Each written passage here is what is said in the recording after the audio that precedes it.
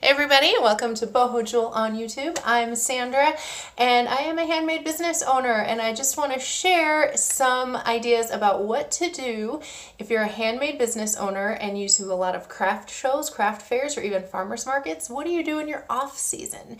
So I think it's an important thing to address, especially if you're in those beginning stages of your business. Like the longer you're in business, the less off seasons you're going to have, because organically your business is going to grow and change, and you're going to be doing different activities, and you're going to be engaging in different types of income with your handmade business all year long. But especially in those beginning stages, say this past year, this past season, you just started doing craft shows, maybe you found a farmer's market to sell at, and so you had your season. Usually they run here in the States, they run from about maybe the end of April to the end of October as far as farmers markets, maybe the end of November. But then if you're doing craft shows, you know that they tend to be really seasonal too. And it's like all of them happen at once. Like everybody's got a fall market or a holiday market or a holiday event or whatever kind of thing, all in like November and December. And so then you have a whole lot of months there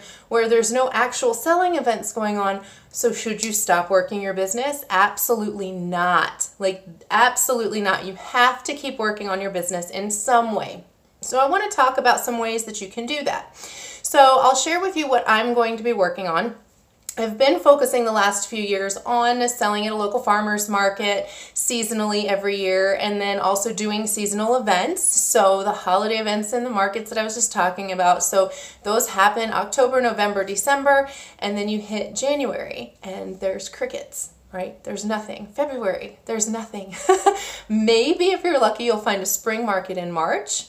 And then that kind of starts a little bit with spring things. But what I've realized is that it's really important to keep steady activity. And so what I'm going to be doing now, since I've been focusing a lot on those kind of events and things, I'm actually working on my Etsy website now. So starting this past August, I started actually working on my Etsy website, building things up. So that's something that I'm going to really be focusing on over the next few months until my first craft show in March. So if you are just starting your handmade business and you don't have a website yet, Etsy is a great place to start. I'm not an Etsy pro yet, but as I learn about Etsy, I will also be sharing tips about that and information about that and what my experiences are. But I do know, I will tell you, Etsy is a really great place to start if you don't have a website yet. And I think it is really important for handmade businesses to have some kind of website, because in today's world, any business that you have, somebody expects you to be online in some way. So maybe you've been selling your crafts on Facebook or through Instagram or other social media, and that's awesome, that's great. But having a site like Etsy gives you something very stable to work from. It gives you another avenue of income, and it makes it really easy to do those deals. I know from personal experience, when you sell something on social media, like on Facebook, for example, and you meet someone, which I don't really recommend. That's just the mom in me coming out. If you sell something to someone on Facebook, unless it's someone that I know or that you know, obviously, and you're going to meet them and kind of do the deal for the handmade goods, right? That's one thing. But meeting strangers, I don't really love doing that. I think social media and all the online stuff is great, especially for businesses, but you have to protect yourself. And people who are legitimately wanting to purchase from you are willing to pay a few dollars shipping, and Etsy gives you an avenue to do that. If you want to create your own website, you can do that as well, but just keep in mind, starting your own website from scratch can get pretty pricey. And so if you're just starting with your business, you really want to save money wherever you can. Etsy is a great place to start with that. It's 20 cents a listing for 4 months. You can't beat it. So maybe work on a website during your off season, right? Start building your online presence. Now, the other way to do that is to start working on your social media. If you are not a big social media buff, and I wasn't until I figured out how to work it with my business, now would be a good time, in those times that you're not selling somewhere every week or every couple of weeks, that you have the time to maybe start building your Instagram following or start building your YouTube videos. Right? Or working on Pinterest or Snapchat or whatever social media outlet that you enjoy, that you like to use.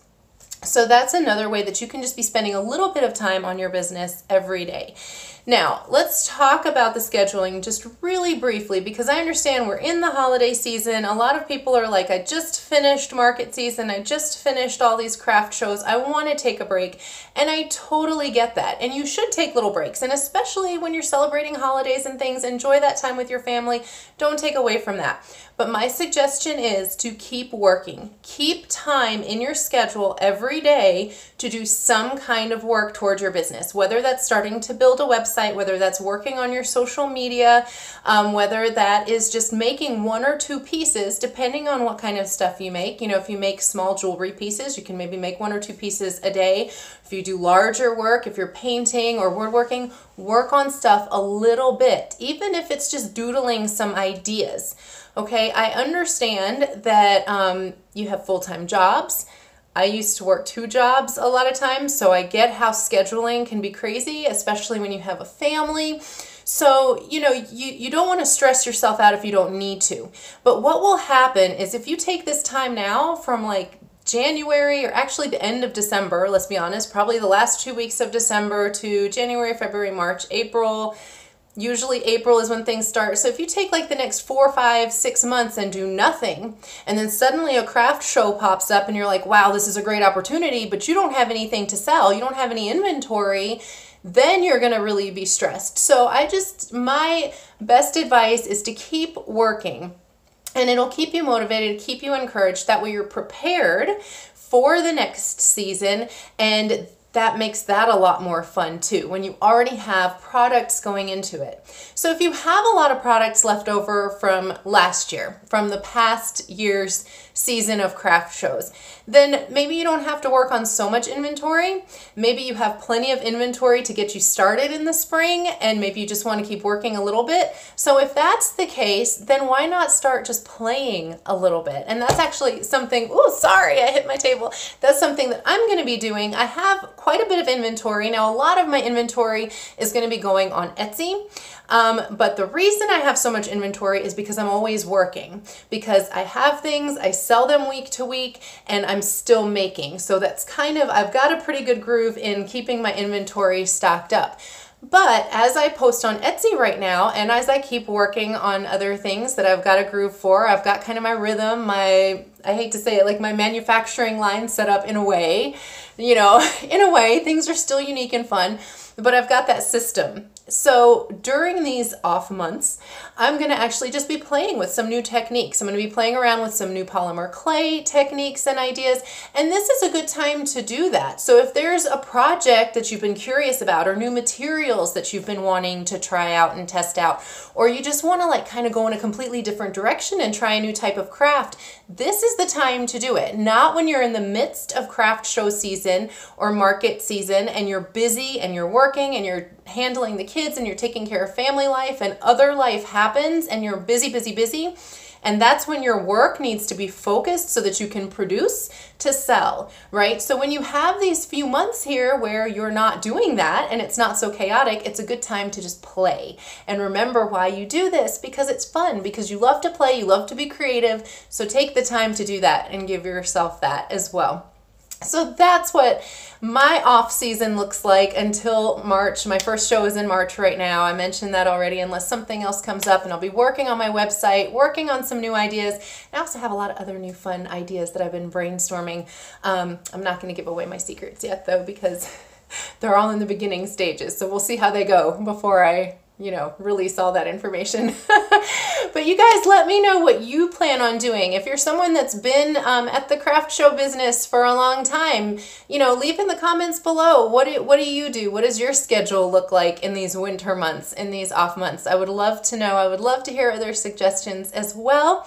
So if you haven't already subscribed to my channel, please, I will be posting lots more of my personal experience as a handmade business owner. I'm not a professional, anything, advice giver, whatever, but I feel like I have a lot of experience and a lot of suggestions to give, so I'm just here to share. And if you have any questions, if you're curious about something and I know the answer, I would be happy to give you my best answers. So subscribe, stay tuned. I'll be doing lots of other crafty things and DIYs very soon. Have a great holiday season, guys, and I'll probably see you before, but if not, Happy New Year!